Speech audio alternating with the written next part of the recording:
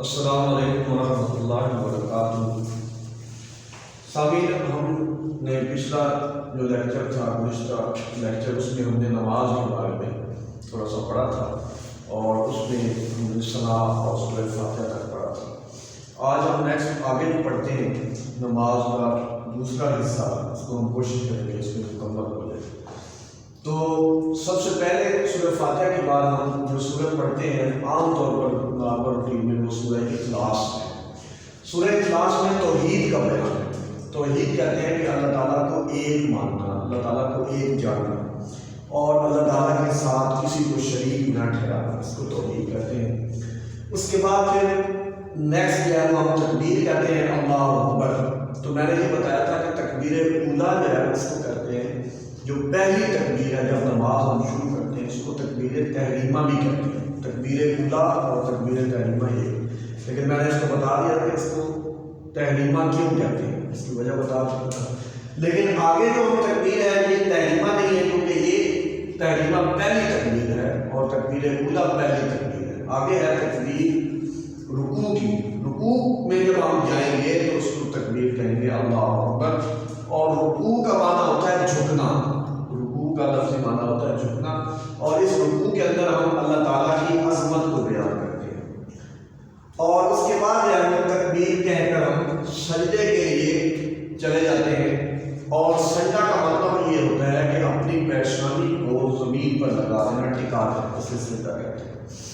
اور یہ عبادات کی سب سے اعلیٰ قسم ہے سجدہ کی حالت، کیونکہ انسان جو ہے اس سے زیادہ اللہ تعالیٰ کے یہاں عاجزی اور انکساری نہیں کر سکتا۔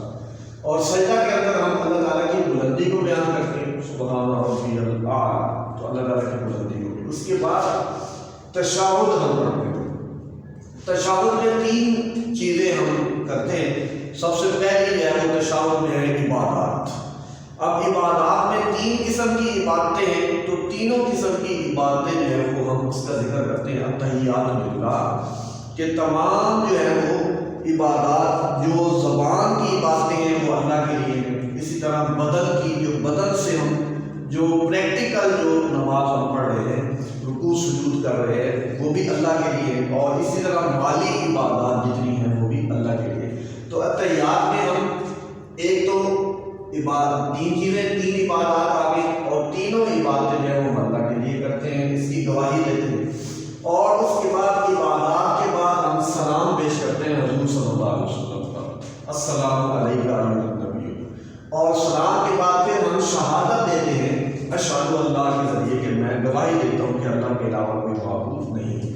تو گویا کہ تشہد میں تین چیزیں ہیں، عبادات، سلام اور شہادت، یہ تین چیزیں۔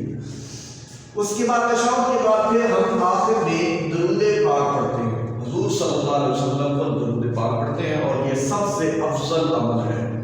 اور نماز میں دیکھ لیں کہ اللہ تعالیٰ نے سب سے پہلے اپنی توحید، اور اس کے بعد جو ہے وہ بندے کی عاجزی اور انکساری ہے اور دعا ہے، اور دعا کے بعد جو ہے وہ اللہ تعالیٰ کی عبادات، ہر قسم کی عبادت، اس کے بعد حضور صلی اللہ علیہ وسلم پر سلام اور شہادت ہے، اور آخر میں حضور صلی اللہ علیہ وسلم پر درود پاک رکھا ہے، کیونکہ یہ افضل العبادات ہے، اس لیے حضور صلی اللہ علیہ وسلم پر درود پاک رکھا ہے۔ اور درود پاک کے بعد پھر آخری جو کلام ہے، آخر کلام ہمارا وہ دعا ہوتا ہے۔ اور کسی بھی چیز، کوئی بھی عبادت جب ہم کرتے ہیں تو آخر میں اس کے لیے دعا کا ذکر کیا گیا، اور دعا کے لیے حدیث مبارکہ حضور صلی اللہ علیہ وسلم نے فرمایا الدعاء مخ العبادہ، دعا عبادت کا مغز ہے، یعنی آپ نے جتنی بھی عبادت کی ہے تو اس کا آخر میں آخر کلام جو ہے یہ ہونا چاہیے کہ دعا آپ کے اپنے لیے بھی اور سب کے لیے بھی، اور اس میں پھر دعا کے اندر والدین کے لیے بھی دعا ہے، دعائے مغفرت ہے، اور اپنی اولاد کے لیے بھی ہے، اور اپنے لیے بھی، تو تینوں کے لیے جو ہے ہم دعا مانگتے ہیں۔ یہ ہم نے مختصر سا خلاصہ نماز کا پڑھا ہے۔ انشاءاللہ نیکسٹ جو ہماری جو ہے وہ ویڈیو ہوگی، انشاءاللہ اس میں ہم کوشش کریں گے کہ نماز کو ڈیٹیل میں پڑھیں، کہ ثنا میں پھر اس کی ترجمہ اور اسی طرح سورۃ فاتحہ کا اس میں مکمل ہے۔ واخر دعوانا